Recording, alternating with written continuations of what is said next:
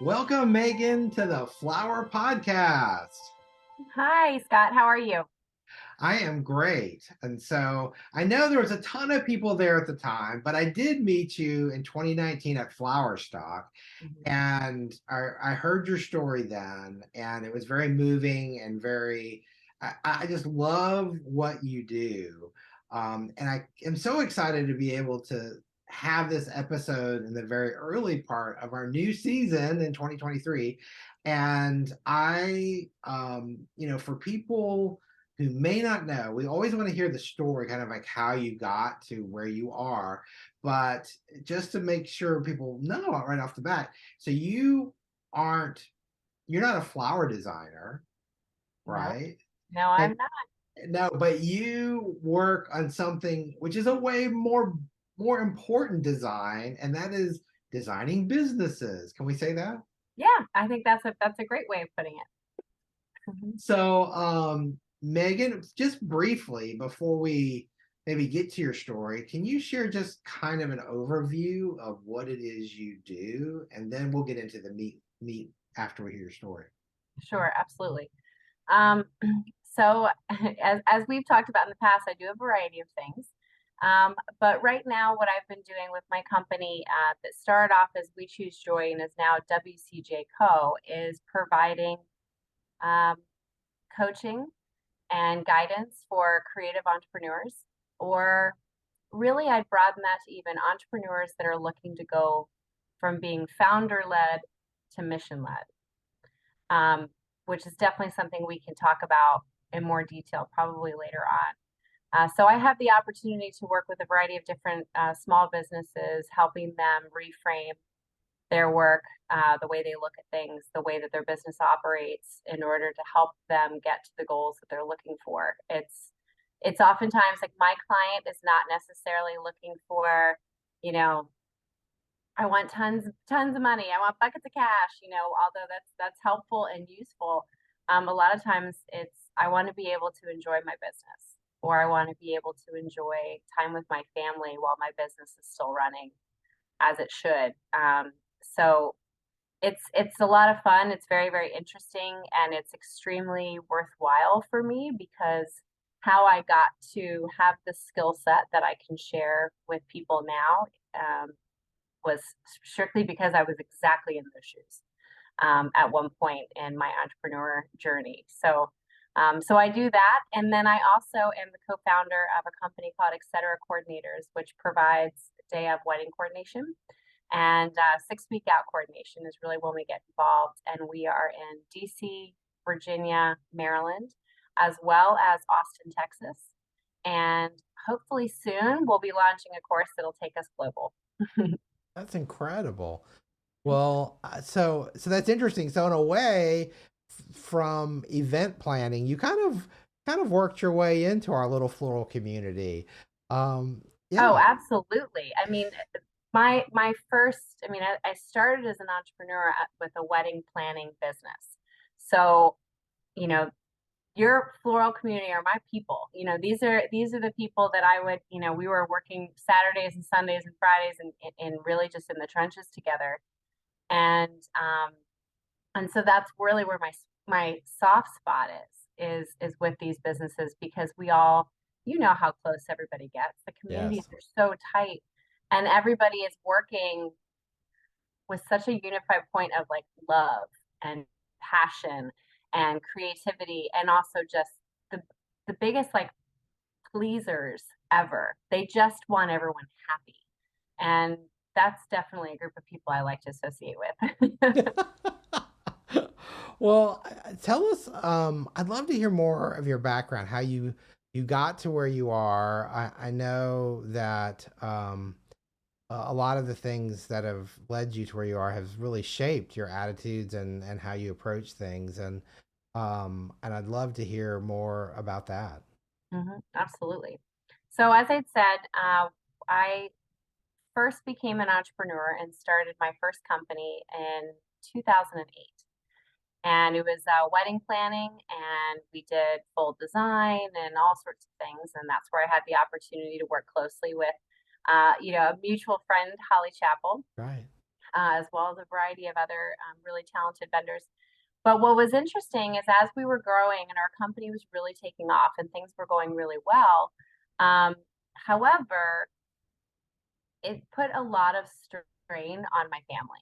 It was a lot of me trying to wear all the hats as entrepreneurs do, thinking, okay, I just have to pedal faster, and then I'll get through it, and I can get to that zero inbox, sort of goal. Um, and things were growing and things were moving really quickly. And at the same time, I started thinking, okay, I want to come up with another business that doesn't require so much of me. Um, that was something that I was finding my clients wanted me there on the weekend, and were really identifying with me as their leader in their creative journey with all of that. So in 2015, I launched Etc. Coordinators. Barely opened the door to 2000 in 2015, and everything came crashing down. Unexpectedly, my husband passed away. We had two small children, two girls. Wow. He was out for a training run for the Marine Corps Marathon. There was no reason to think that there would be any complications or any issues, and he died of a heart attack. And immediately, everything changed with everything. I mean, I think we say that and we know that, but let me explain a little bit more. From almost the instant that I learned that Jason passed and I was trying to piece together what I was going to do and how I was going to tell my girls, one of the first things that I thought about was I can't work on the weekends anymore, because he was very much the keeper of the memories on the weekends. He was on the soccer games, he was, doing these sort of things when I was working. And because we were scaling in such a way, I mean, the dream is, right, we'll just charge more and do less, right? That's the phantom formula. Right. Um, you know, but what happens until you get there? You're just working a lot. you know? Right. And weekends, I mean, that is when your business happens. Yeah. And, and it's so hard because that's when everyone else is off, and Yeah. family and friends, and yeah, totally understand. Yeah. So it didn't become just a like, okay, I'm not working weekends anymore. It Right. also became I can't do my job. Um, and that changed everything. So I'm like, okay, well, now I'm the only provider for my family. I've built a business that has almost been running as long as my marriage, and I've lost both of them. And Wow. both were very much my identity. I was Jason's wife. I was, this company's owner and like lead designer. These titles had very much become who I was, and both of them were gone. And something that's important that happened before Jason's passing was in 2014, I had the opportunity to plan a wedding for, he was a mutual friend, but we weren't really close at the time. And he was a very successful entrepreneur. And we went off on this adventure of planning his wedding, and it was, of course, fabulous. It was amazing. Um, but we ended up talking business a lot. I mean, as most entrepreneurs, you put another one in the room and they're going to find each other, and it's like Shark Tank every night. So we were chatting and really digging into different ideas and things that were going on. And at the completion of his wedding, instead of giving me a tip to show his, how grateful he was, he sent me to a 4-day leadership intensive, and I was scared out of my mind. At that time, I hadn't even left my children. That was the first time I had gone out of town for multiple days without my kids. Wow. And I also didn't vacation a lot because I was working a lot. So, Yeah. but not that this was a vacation. And so I went, and I have to say that really was foundational in giving me the wherewithal to be prepared for what was coming down the line that I had no idea was coming. Um, so when I found myself not able to work, not able to continue doing what the life that I had thought would always be, I went, I reached out to my past groom and I said, I need a job. I need, I need insurance. I need, you go with the foundations, right? I need this and this and this. And I know in my heart I'm an entrepreneur, but I can't afford to be an entrepreneur right now. And so I feel like if I work with you, that part of me will be safe while I heal. And like basically, can I step under your umbrella for a period of time? And he said, yeah, yeah, we'll figure it out. Come on in. And we have been working together on projects ever since. And he has exposed me to some massive companies, some, crazy infrastructure, all sorts of things that I never would have dreamed in my little wedding planner mind at the time, which was actually the first thing that he got rid of for me, which was to stop looking at myself as the little wedding planner. And and really, really taught me how to look at business differently, how to look at operations differently, and how to be able to enjoy it. So I'm extremely grateful for that mentorship, not to mention all the relationships and combinations that come with getting to be in these environments. And something that I think also was really important for me was that the work that I went to do with him clearly wasn't weddings, right? That wasn't, Right. I had sort of told myself, well, this is the only job I can do. And that turned out to be wildly incorrect. And I also learned that business is business. It's actually, I think we always think, this is so special. No one can duplicate this one thing, but it's all a formula. It's just whether it's small or large, we're talking additional zeros. But every business has the same infrastructure. It has the same, there's a marketing department and an operations and a finance and an IT. When you start looking at it like almost like a skeleton, and all the things that are there, you start being able to pull information from, oh, well, we tried this at this one business and this worked well, and we tried this over here. And you have just, it's like designing with 15 different types of variations of flowers as opposed to four. And that's the sort of knowledge that I love to bring to my clients now because I've gotten to go out and experience it and hone my skills and, continue working with my coach. I have not missed a month since 2015 with my coach or my groups. I'm very invested in continuing to learn and grow and expose myself. And all of that is what I like to pass through to my small business owners. Wow, it's incredible. I feel like so many times, just, and I've mentioned this before on our podcast, but you just, there's these people that work with flowers. So many of them are so unbelievably talented, so creative. So, I mean, it just blows my mind and some of the things I get to see them create with flowers. And then so many times I also, being on the other side of it, as a supplier, I hear a lot of the frustrations and a lot of the challenges of being profitable or making sure. I know I heard a story today, and one of this particular customer's challenges was billing. Like, because weddings and things like that, there's contracts and they may be prepaid, but I mean, they just there's certain situations where they were just not billing things in a timely manner. So guess what? Your cash flow gets affected at some point, and that's a big deal. And so I just feel like so many times, and especially because I know from talking to you the other night that you have a lot of your clients are somewhat, if not connected to the floral industry.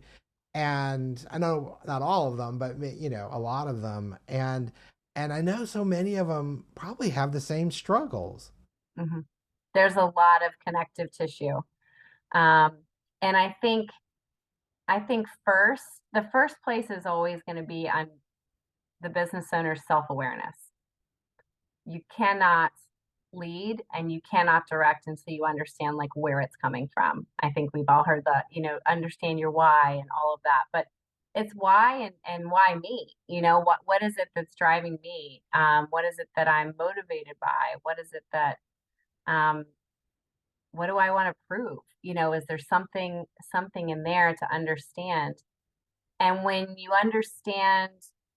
they begin to understand themselves a bit more and understand what it is that they're looking to do, then we can start building the business around that.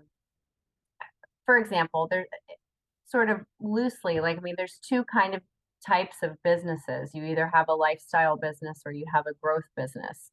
That doesn't mean that you can't grow as a lifestyle business, but essentially the lifestyle business, the decisions on taking more events or more bookings or whatever it is, making more sales, again, let's bubble out a little bit, is based on, what do I want?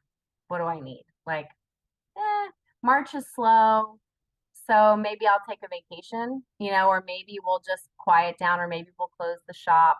I don't really, it's okay. We're fine. It'll be a little bit tight, but April is crazy, so we're fine. We've got plenty. Decisions kind of like that versus a growth company that at each point is measuring itself by its profitability. And how do you grow? How do you gain that profit? Because that's what I need to either reinvest in the company to expand it further, or as the business owner, and to be able to allow that to trickle down to all of your staff and your team. And I think a lot of times the creative entrepreneurs get started from a lifestyle perspective. They are passionate about flowers, or they're passionate about, their widget or whatever it might be. And people like it. So people start buying it. And then they sort of back into this business. And now all of a sudden they've got a QuickBooks account and all these things, and they're YouTubing and Right. they're figuring it out, which is such an exciting time. And then it pops. And then they're really in trouble because now they've got a successful business. And now what do I do? Do I keep pushing? Do I grow more? Or do I say, this is good? And that's okay. But a lot of times they'll grow more, which maybe it's a bigger warehouse, or maybe it's more staff, and now you've got overhead. And you Right. start really taking that tip over into growth, because now you've got a hard line of what you need to make. And that means that those sales have to hit that point because the operational costs are X. So you don't get a choice unless you change those operational costs. And I think that can become a tricky spot. So it's a lot of looking to really understand what the business should be doing for the founder and what they want it to do for them. And sometimes that means putting some things in check in order to get them where they want to be. Or it says, okay, we're ready to spring this puppy, then we need to treat this like a business. This isn't something you get to borrow from. This isn't something that, you just sort of are loosey goosey on things. It becomes much more rigid, but the growth opportunity is substantial. Like I said, both are fine. Both are totally fine, but you have to make the choice. Well, and it's funny because I feel like lifestyle um, is an interesting term to describe that kind of business because it's a very fluid business. It's a very, it's kind of like you are your business in a way. Mhm. And I don't know if that kind of gets to the point you mentioned at the very beginning, helping founders go from being and this was a big thing you said. And I know it's like, I've had a couple days just to sort of mull it over, and I don't even know I fully grasp it. But the power of going from being a founder led business to a mission led business, is that part of that transition going from lifestyle to growth? Is that part of what you're talking about, or? It depends on what they want, but yes, if you're looking to go growth, then for sure we need to become mission led, because the founder can't do everything that it needs to do if it's going to be going for growth. Everybody needs to be in their lanes. Everyone needs to know what their, direction they're rowing towards. And the founder can't be stopping in at each stop to make sure things are going. You also have to then teach that founder how to not be a tactician, how to not be a doer, but how to be a leader. And that's not something that's a natural progression. Learning leadership, learning how to manage people, learning how to lead the company and stay out of the buckets of flowers is not natural. But that's what we got into it for. And that's absolutely exactly, which is like, so what do we want to do? How do we carve that out? Is this something that we want to be able to do a small portion of it and let the rest of the business kind of roll? We can do that. I mean, it's your business. You get to create it to whatever you want, but it's not fair to hold different expectations on the business or on yourself that you're not feeding properly. It's like if it's to design and that's your love and that's what you want to be, then maybe hire someone else to manage the business and let you design. You're still the founder. It's still your creative everything. You can still have direction. That doesn't mean you are, the operating manager or you're the CEO or whatever it is, whatever title fits for that. I think again, back to identities and titles, we get kind of too stuck and too rigid and like, well, this is the only thing that I can do here. Um, no, it's about understanding what you want and then build it around that, but make sure the business is being fed the way that it deserves in order to grow the way that you're hoping, you know. Sure. Yeah.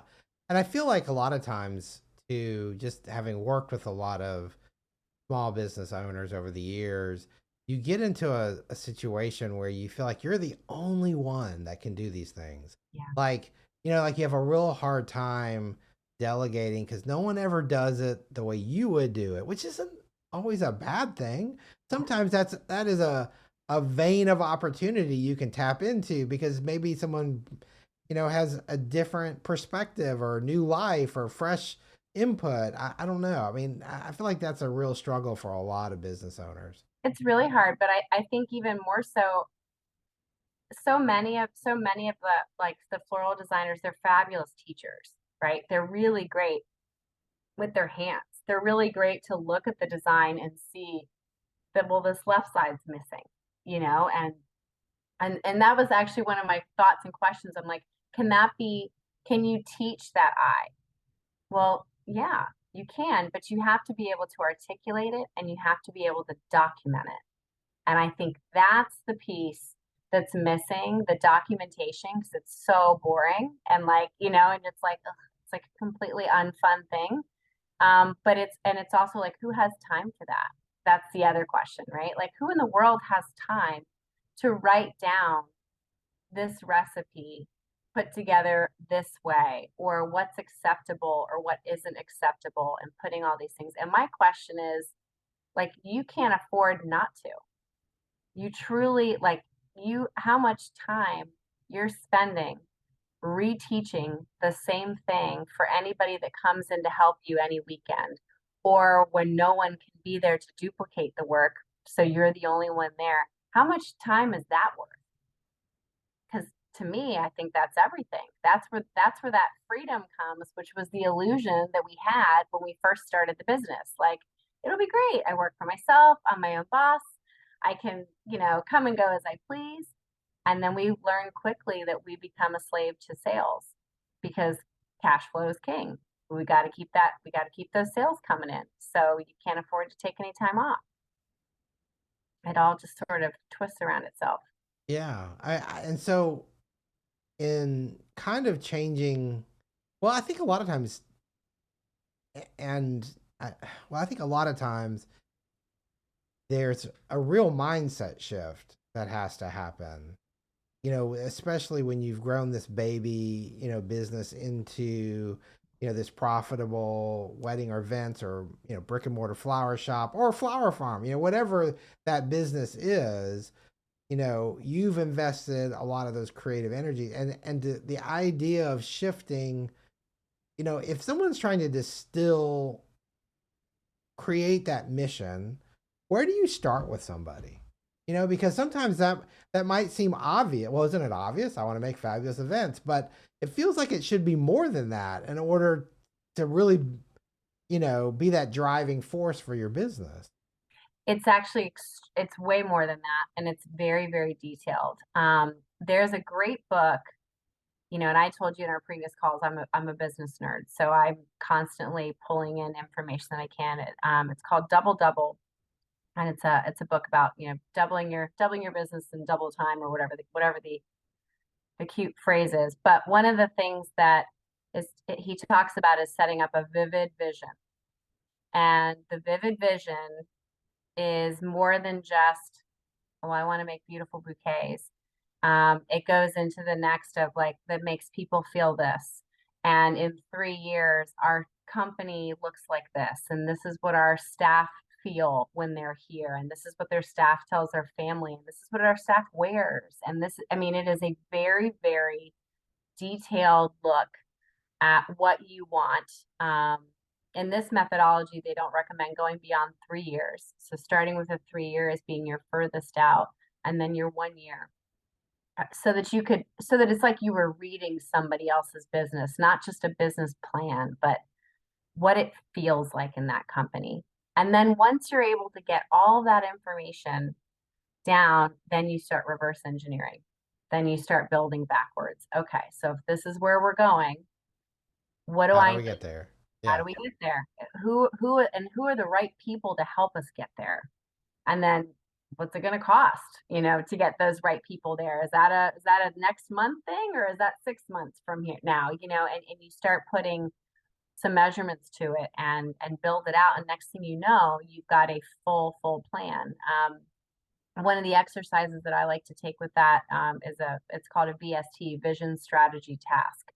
So you start with a bigger vision, then you go into the strategies that will take you to that vision, and then those strategies are built out by individual tasks. That becomes more the project management kind of aspect of looking at that.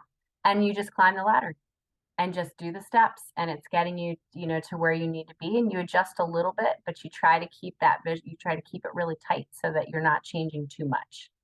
Um, but it comes with clarity. They have to really be honest with what we want, and that is one of the hardest parts, because what you want might not be what you've done or who you've been.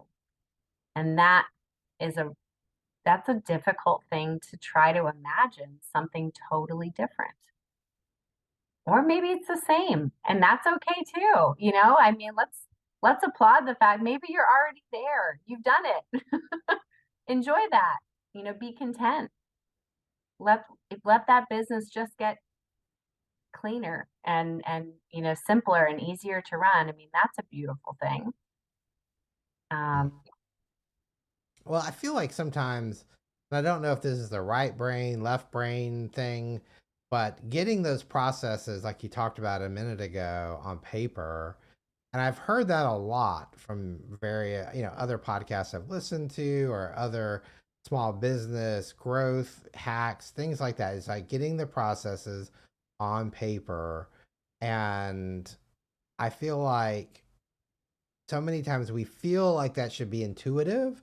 I know the other day, the owner of the company I work for made the comment, and he was referring to a situation, and he goes, I just feel like that should be common sense. And I said, well, the one thing I know for sure is that common sense is not very common. And exactly. and I mean, that's not to be derogatory, but it's just that what's common sense to you isn't maybe to the next person. And that's where these processes come in. um I feel it's, I don't know, it's so hard to do that and to test that and to come through that. Any tips for doing that? Because I feel like, you know I'm going to just say this. This might be the wrong thing to say. People like you who have gone through the course, you've done this. You've helped so many people do it. To you, it's probably like not nothing, but it's not as challenging as for people who've never done it. That's always like, continually training, and I don't know. I just curious, any tips? Well, I mean, one, to your point that you were mentioning earlier, these things, we hear it over and over again. Write it down, write it down. It's just like with a diet. Everyone, pick better food and walk a little more. I mean, like the formula is there. We avoid it, because it's uncomfortable. And I think especially when we're trying something new, whether that's exercise or whether that's, writing things down at our company and seeing the way that that looks, we tend to put off things that we're not super comfortable doing or that we Yeah. don't feel really competent in doing it because it makes us, that ugly little voice in our head tells us that we're, this is silly. You're stupid. You can't do this. Um, and I think that stops a lot of us, which is why, one of the things that I do with some of the companies is we'll do an intensive to just let me suck that right out of you. Let's just go right on through. And because it's different when someone's asking you a question, you can answer it. Right. Um, and then I can continue to pick at it as opposed to trying to do all that on your own, which is difficult. It's very difficult. And especially as you have to answer some questions that you wouldn't want to answer. I would have never been prepared if someone had said, so what happens to the business, if you're a single parent? I wouldn't, what do you mean? I've only been married, I'm young. But that's a non-issue. Well, it's an issue. It's something Right. you've got to think about. What is that contingency plan if you are not able to be there? Which, I call what if proofing your business. What if your kid gets sick? That becomes your number one job, hands down. Everything changes. Can your business continue to go or can it not? And that's okay too. Accept that and be good with it and roll. It's just these businesses are meant to create the life that we dream of and that we all deserve, but they can't do it unless we feed it right, unless we set it up right, and at least we have these conversations. It's even with I have a community of friends now that have been through some of the tough losses that I have had, and you even just look at that on a personal level of, do you know where all the passwords are? Do you know how to log into things? Because I didn't, those were conversations that we never would have thought of having, but my life wasn't what if proofed. And I think that carries over into business quite a lot. So it's definitely helpful to have somebody help you navigate through that. It's an important exercise that I certainly would recommend that everybody reaches out to try to figure out as you're starting this new year, as you're looking at your business, like what do I want it to be? And really, really think about it into all the ooey gooey details because I believe it's possible. I mean, I genuinely do. I think that we can, that's why business is so great. I mean, you Yeah. throw a rock in the water and you see the ripples. You can see what's happening. That's incredibly exciting for me to be able to make changes like that or change direction if you want to. I'm not saying you're like married to this plan, this 3-year plan. You get to choose. You're the boss, but you need to know all the other levers that have to change along with it so that everybody goes together. Yeah, Um, because there is a domino effect sometimes. Absolutely. And you think, okay, so it's slow in March, like you said earlier, someone take a vacation. Well, there's still rent to pay, maybe employees to pay. There's still like overhead, even if it's minimal, there's still something, right? Mhm. And it's definitely something to think about. I mean, I, that became something so etc. is it's an extremely streamlined business. And my business partner and I are very in sync. We know our roles. We know who responds to which email. We don't have to talk about it. I mean, it's just very cut and dry as to who does what. During COVID, obviously all the weddings stopped, and that was oh, something right. that we had to experience. And quite honestly, I was sitting sort of with bated breath to say, okay, so how what if proof did I make this sucker? I did. Couldn't have seen this going. Um, we knew what our hard overhead costs needed to be. We knew how to shrink when no um, income was coming in, when there weren't any bookings and there wasn't people, hiring our services because everything was on a freeze and a hold. And the company did beautifully because of the way that it was set up. We we we literally like prairie docked. Like it was like we just sort of ducked and waited for COVID to go by, the way we set up our contracts, the way we work with our clients, because we're not planners, so this is unique to our business.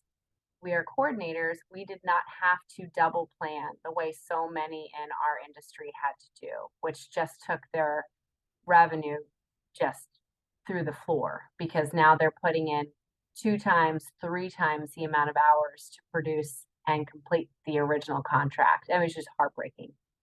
But our company didn't have to do that.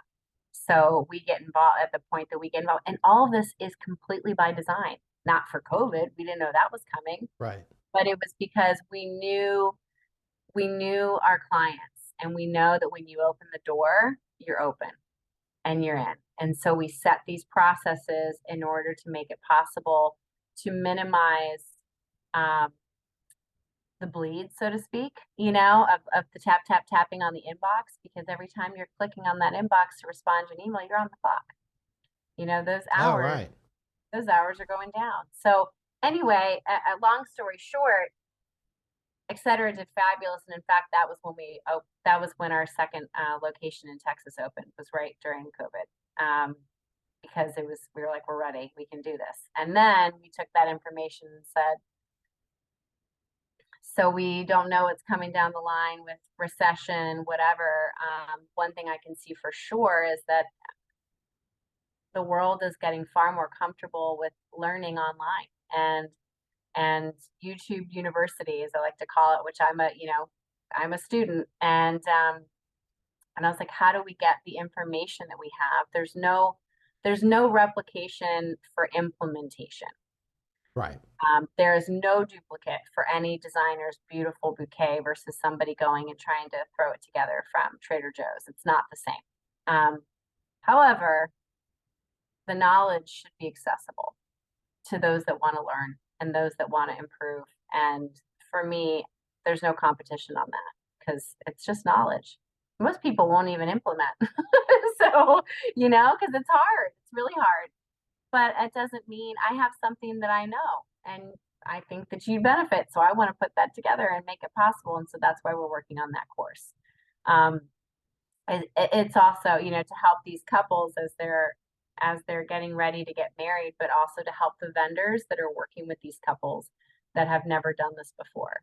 I think something you'll see across any of my platforms, it's about sharing. It's about sharing what I know and sharing how this could potentially make things better for you, depending on what better means for you.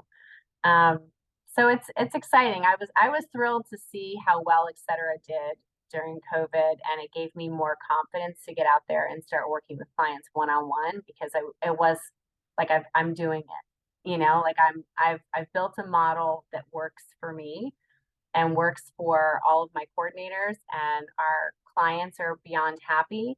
And I took a very personal business and I've turned it into something that can be duplicated and without losing that personal touch with everybody. And so I'm excited to be able to help other companies reimagine. Well, I know from just talking to you about that course that you're working on, I think vendors involved in the wedding industry or event industry can benefit the end customers, like the couple could benefit from it.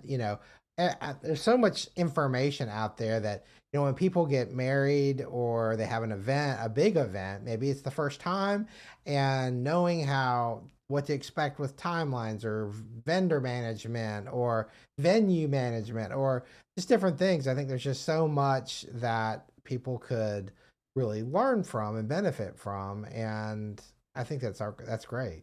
Well, I mean, think about what you said earlier, Scott, common sense from that's like you said, common sense isn't that common. It also depends on what exposure you've had to Right. create that common sense. Exactly. So you look at the business owner and the vendor who's working with the client, they've repeated the same thing 15 times a week to each new client, letting them know, and then this is when we're going to need this, and this is why this is important. They don't even know how much knowledge they have. They don't. And then you take the flip side, these couples that have never done what they are being expected to do. They have to plan the best night of their life, and you get one shot.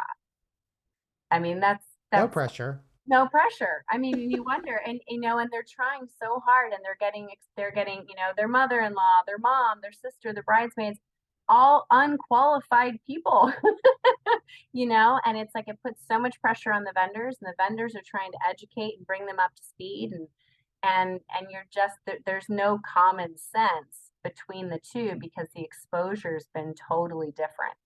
Um, and that's exactly one of the big things that I have to work with our entrepreneurs is they are looking to go mission led, and they are looking to grow out a team that can run without them. Um, it's about distilling what they perceive as common sense and putting it into actionable like procedures or onboarding, the training it takes to bring on somebody and to have them stay, and having a culture good enough that they want to stay. Um, Yeah. that's also a big fear is I don't want to teach them everything I know, and then they're going to go off and they're going to do this on their own, or they're just going to leave, and then I've wasted all this time. Are you Well, saying like as a business owner, you don't want to? Okay, so because I just want to make sure I understood that. So as a business owner, you have that fear of them leaving and starting their own business or leaving, and so you don't. People actually don't want to share everything they know. yeah. Well, That's it's just afraid. It's real. Like you said, this is their baby. right. This is their precious thing that they have not had time with their kids on the soccer fields for. They've sacrificed a lot. So if they're going to try to trust this with someone else, it's hard.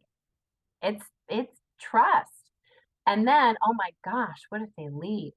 Then I've done it all for naught, and then I'll just close back up in my clamshell, and we'll just go back. And I knew that I could never train anybody, and this is just the way that it is.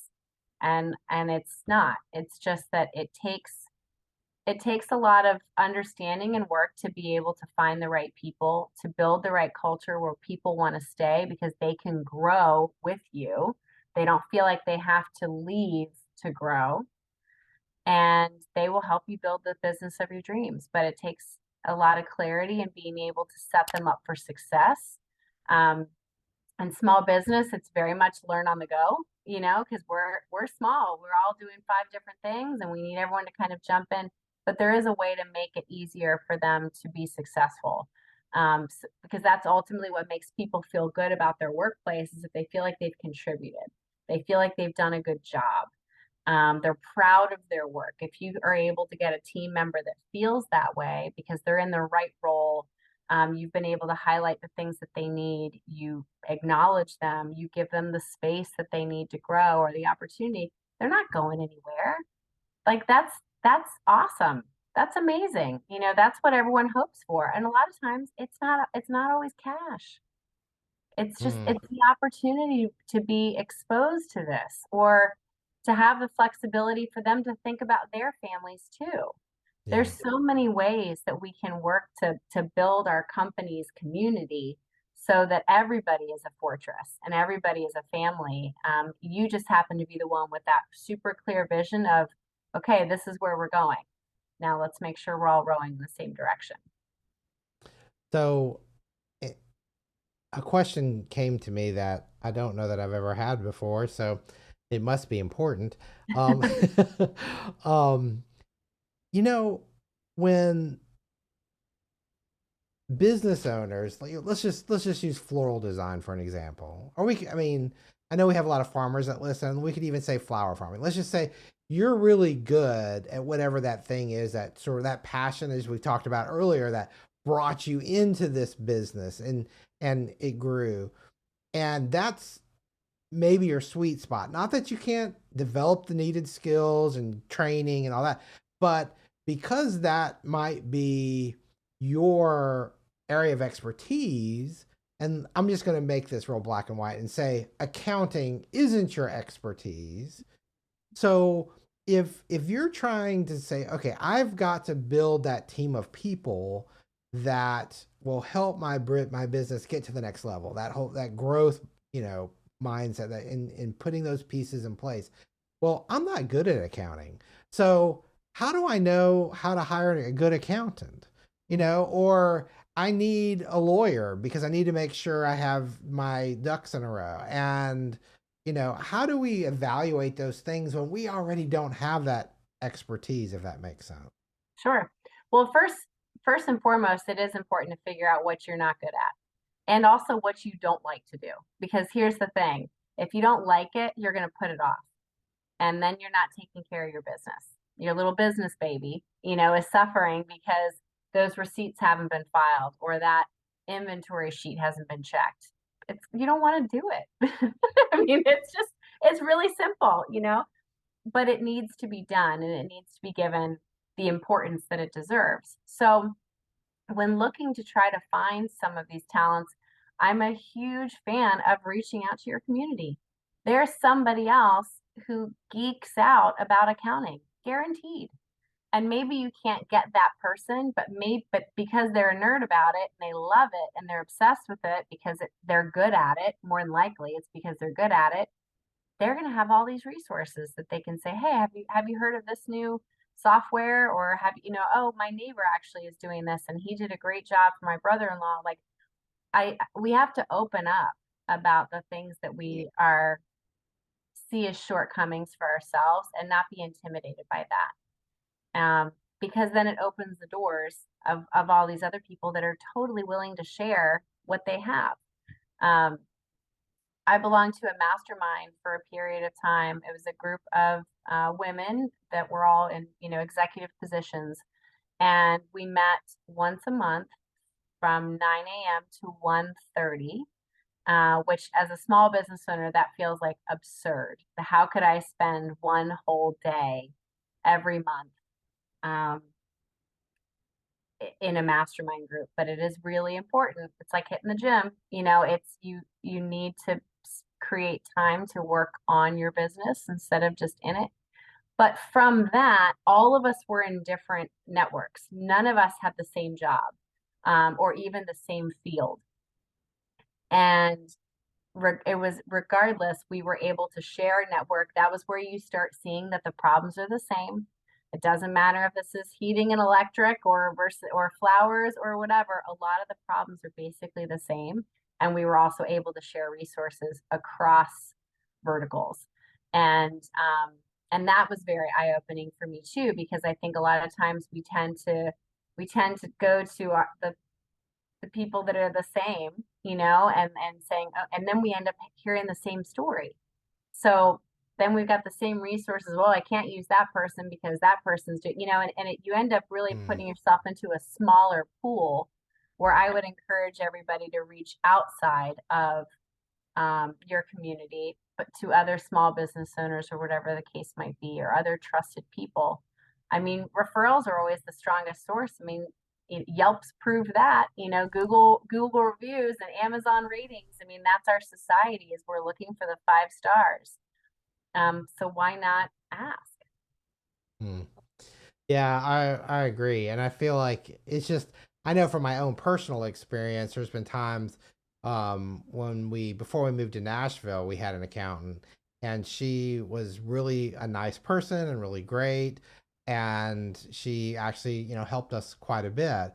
But I also know that when people aren't familiar with your business, like when a long time ago when we were flower farming, we had an accountant that knew farming, and that was I mean, we were like, oh my gosh, we knew we struck gold because it was like just different perspectives and how to interpret things, and I mean, it was just invaluable.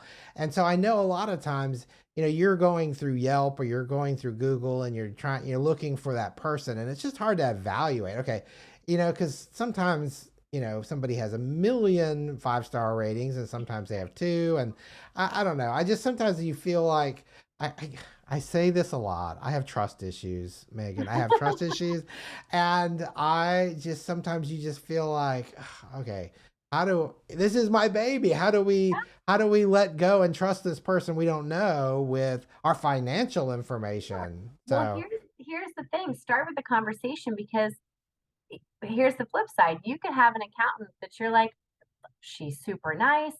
She gets all of our stuff in on time. Everything's good. And then you go out to coffee with your friend and you're like, oh, well, my CPA and I always meet every November and we go over everything, and then we create a plan, and then we find out other tax deductions that I can work through. And you're like, wait a minute, I don't get that. Right. She just files what I send her. And he's like, oh, well, you should come use my guy, or like, I just, now, that's a new standard of service that you didn't even know existed, because you're not an accountant and you've only worked with the one. So that's why it's important to have these conversations and to create these networks, so that you can start seeing like, what are you getting? What's going on under the hood over there? Because this is how ideas spark. It's no different than sharing design techniques. It's just that I think with business, we feel inferior if we have to ask some of these questions. Yeah, And you're right. and I don't think that's the truth. I know at a point in my life when I was starting off as an entrepreneur, I kept it very close to the chest on things. Um, I was terrified to be told I was doing it wrong. I was so scared, because I wanted it to work so badly. And I just felt like, my big thing, I was like, if I could just get 2 days in a hotel, I could figure it all out, like by myself, away from the kids, and all this kind of stuff. And it, I was afraid. I was totally afraid to ask a question and thinking that they would think that I was incompetent. And that's one of the big barriers that got broken down when I went to that leadership course, for me in particular, was making myself aware that that was a shortcoming for my future success. Is if I didn't address that, I would be living in a limited space, and that was very counterintuitive to what I wanted. I'm very much someone that appreciates my freedom and growth opportunity. I love ideas. I love more, more, more. Let's go. And when it was sort of framed to me like that, where it's like, well, you can only go this far while you continue sort of looking at things this way. I was like, well, that's just not good enough. So I'm going to change. And it did. It opened things up, and it's actually called like Socratic thinking, the art of asking questions to understand. And that's something that I teach, and something that yes, my kids, it drives them crazy. But it's, it's so much more interesting to me to listen and learn than it is to talk and learn, or think I'm learning when really I'm just talking. Right. No, And I'm so, guilty of that. I know. asking questions, um, is the way. It's the way to find what you need. Um, I would be remiss if I did not ask you about um your, and I don't know how to refer to it, so I'm going to say, uh, I didn't ask you about We Choose Joy. Yeah. Um, in this time we're in, especially, it feels like that is um, a really gigantic concept, and probably a whole nother podcast episode. But I'd love for you to just talk a little bit about that and that part of what you do, and just share a little bit. Yeah. So in We Choose Joy became a mantra that my girls and I used in some of our darkest days after Jason had passed. It Everything's swirling, everything's chaos.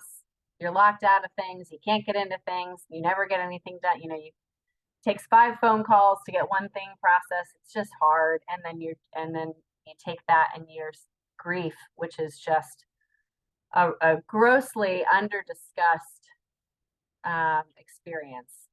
Um, 1,000% agree. is just working its way through your family and your home. And um, and I was really struggling. And it was Thanksgiving, and we had an incredible community of people that came around us and supported us.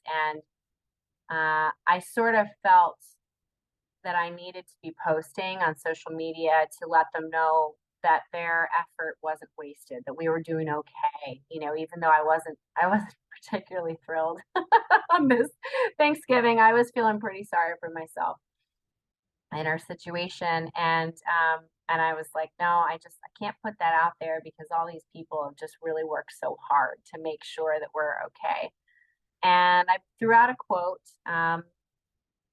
that felt right. And then I did hashtag we choose joy because I was willing myself to go for the joy because it wasn't there naturally at the moment. Of course. And that ended up, we stumbled into the mantra that would completely change the direction of how we operated. Um, from that, we started literally seeing joy. We would see signs. It would be, it was in Target everywhere. People were seeing it and they would send us pictures. Oh, we saw We Choose Joy and we thought of you. And that was where it kind of hit to me. I was like, oh my gosh, they don't see this tragic story and think of us. They're seeing joy in thinking of us. And that was everything that I wanted to try to get to. And so I started creating all these like visual indicators for my young children to become joy hunters is what we sort of called it. There's actually like a scientific, I don't know what it's called, but there's an actual experiment on this where you tell yourself to look for red hearts, and then all of a sudden you'll see hearts everywhere. It's, whatever we look for, we will find. And so we had the jar of awesome, and this was like a little mason jar. And so whenever anything awesome would happen to us, we'd write it down on a piece of paper, we'd crumple it up, and we put it in there so you could see awesome things that were going. And I have Ziploc bags full of these from those times, and it could be like mom bought ice cream, and I'm like, that's awesome. Let's put it in the jar, whatever the case was, but it became the stepping stones for us to start lifting out of grief, and giving ourselves the dream that there was more. I am remarried. I have a baby girl. I had another baby. I mean, like this is a whole life that I never could have imagined was possible at this point. But because of making the decision and following the action behind it for choosing joy, I genuinely believe that is what carried us here. I mean, at one point I had a whole thing in my mind that I was going to be like, this single lady living in this cabin off in wherever. And I mean, like I really just saw myself as it was over, and I'm going to be great to my children, but like that's it. This is what's been dealt to us, and I'll take it, and I'll whatever. And we totally flipped it on its head and celebrate all the time. And I'm so grateful for that. It's an active choice, and so what I try to do with We Choose Joy, and what I have a vivid vision for that too. It's just not on the current priority. But I want to help a community that wants help, and that wants to be able to get to this point of choosing joy. I have a lot of emails and things of saying, what happens if you just can't? What if I just can't choose joy? And I've been there too. Tomorrow's another day, fresh with no mistakes.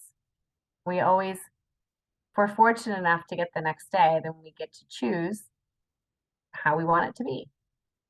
What we don't change, we choose, is another feeling. So it's either way, you're accepting it. So which one do you want it to be? And again, no judgment. Right? I said to a friend the other day, I said, no judging, just nudging. I'm just, I love I'm that. just suggesting, but ultimately, like, it's your path. You get to pick what you want to do. But to me, that's the freedom and the excitement, is that I'm like, I get to pick. there's periods and times in your life where you don't have as many options because of circumstances that are going on. Right. And that's real. And you've got to be real with yourself on that. That doesn't mean it's forever. It doesn't. I could not, my choices became very, very limited when I became a single mom, of two little girls, um, to figure out how to do this. I did not have as many options as I do today on how I want to conduct things. And I think that that's just kind of the hope and the encouragement is like, there's more. Just keep going. And like, you can't see it if your eyes are down. You gotta lift that chin. You gotta look up. It's there. Um, I would love to be able to share that message with anyone who needs it and to, like I said, share what I've been through and hope that that connects with somebody in a place where they need it. And I've been fortunate to be able to meet a lot of people that have been in that place.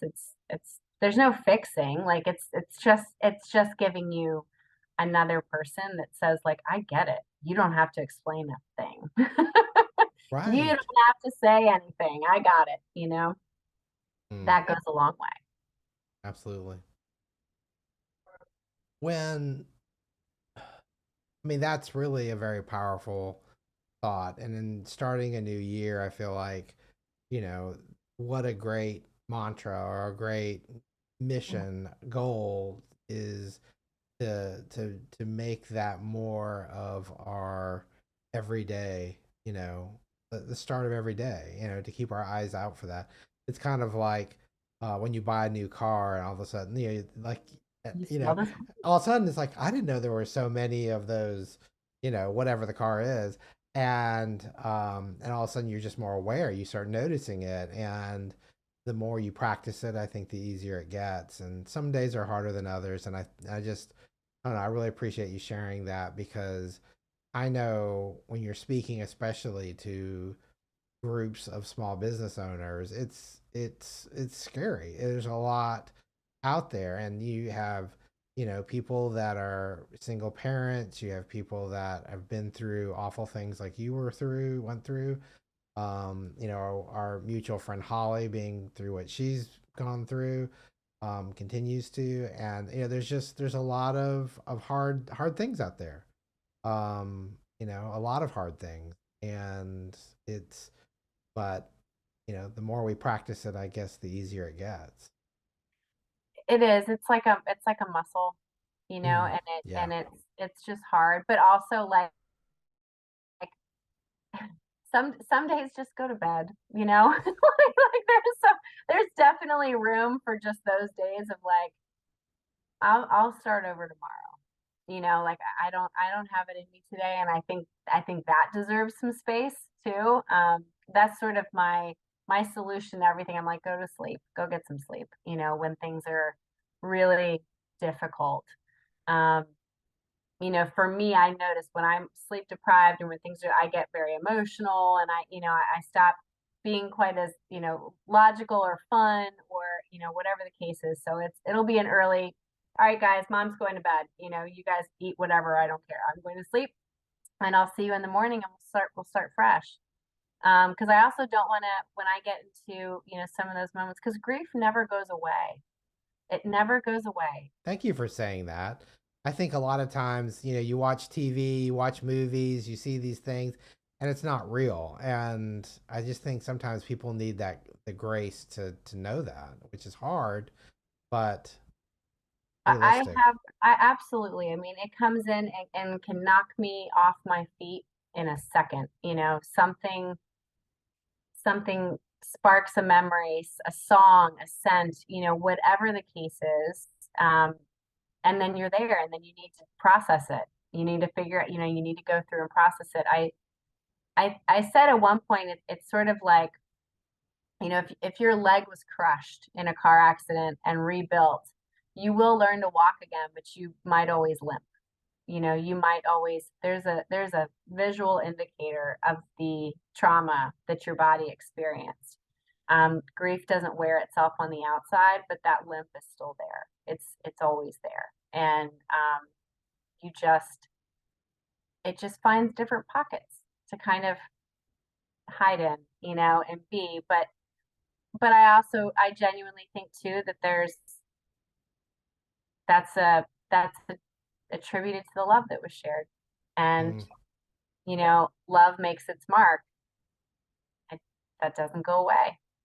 Um, so I think it's important for people to know you're not losing. You're not doing grief poorly. Like you're not bad at this or you're not weak.